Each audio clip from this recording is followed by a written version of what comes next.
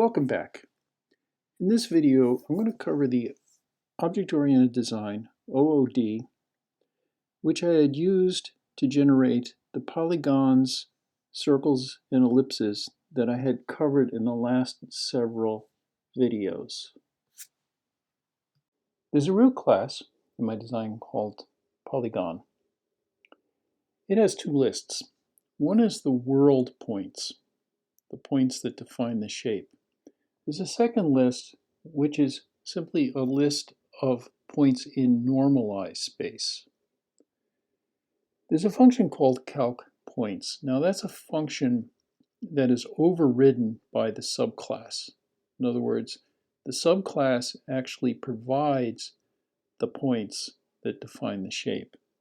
And it does that by invoking a function called addPoint. And that just simply adds the point to the world list. Now we get into a function called drawer, and this is the one that is called by the higher level code. It basically wants to calculate the points. In other words, well, let's talk about the arguments first. There's rotation information that's provided. There's the point of the center. In other words, where is the center of the shape? And there's a scale. What is the scale factor? Now you notice there's values in here. In other words, there's defaults. If you don't provide a rotation parameter, there is no rotation. You have to provide a center point. And the scale is defaulted to simply 1 if no scale is provided. The first thing it does is it tells the subclass, calculate the points. And what happens is the subclass ends up calling the function addPoint, which adds to the world point list. So I'm getting a series of points which are in world space. Now what happens is I want to transform the points in the world point list to the other point list, which is normalized space.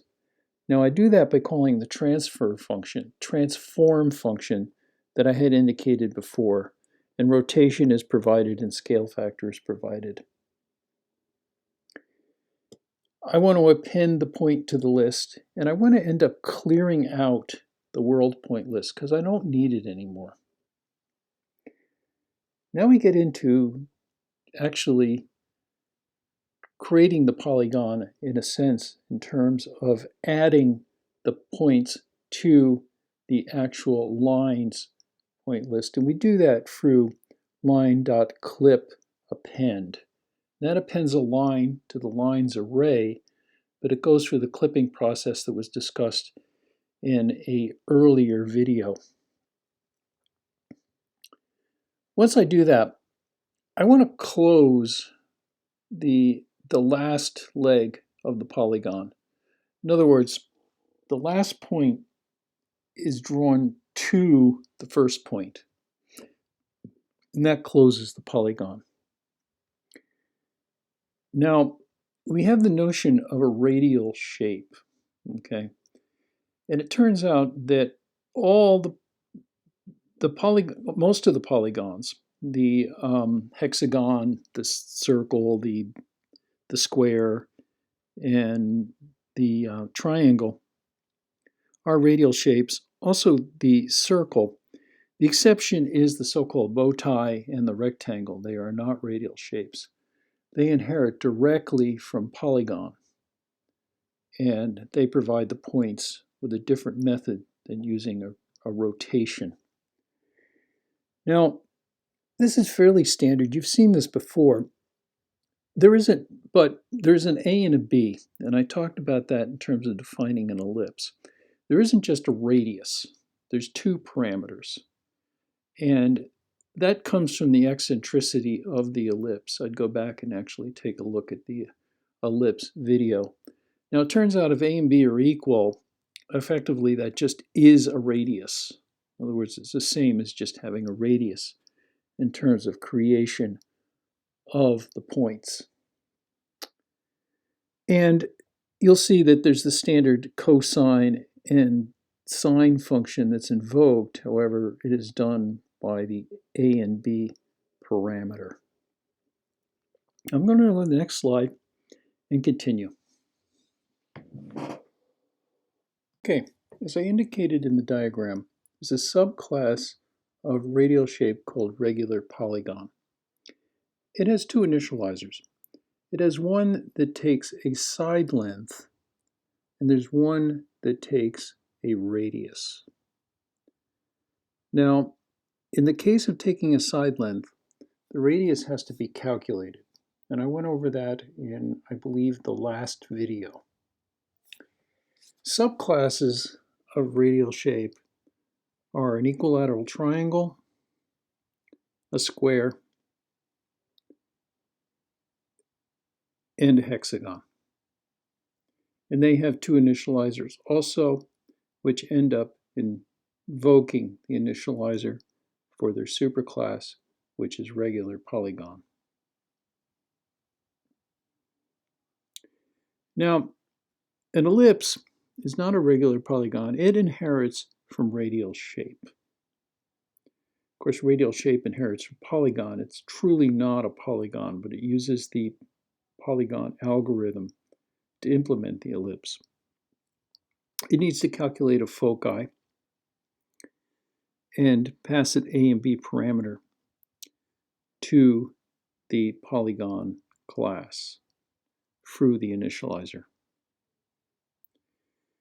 Now you can go over that by looking at the video on the ellipse, which was a previous video. A circle is an ellipse with an eccentricity of 0. And then what ends up happening is that a and b, when it invokes the initializer for the ellipse, turn out to be equal. Now potentially, a circle could inherit directly from radial shape and does not necessarily have to inherit from ellipse. There's two classes that inherit from polygon directly, and that's the rectangle and the bow tie, which were shown earlier on. Now, the bow tie inherits the bow tie inherits directly from rectangle. And that's sort of a cheat. I just reuse the initializer because they both have a length and a width. It's just the order of the points is different to get the crossed lines.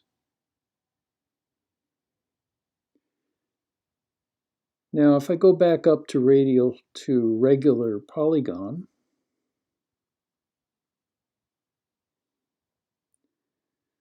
you notice the initializer has to calculate the radius, and I already had talked about that. Okay, that's the coverage of the code, and there's plenty of material on object-oriented programming. If you're not familiar with it, there's a free Swift 5.3 book available through Apple Books. And there's also my previous channel of Cocoa Touch Netcast, which covers object-oriented concepts. It's primarily focused on the implementation of iPhone and iPad applications. There's a six-part series on Swift in that channel also. That's it for this video. I'm not quite sure what I'm going to be doing in the next one. I'm considering actually going through the architecture of the application from the top level and providing the source on my website. But we'll cover that next time.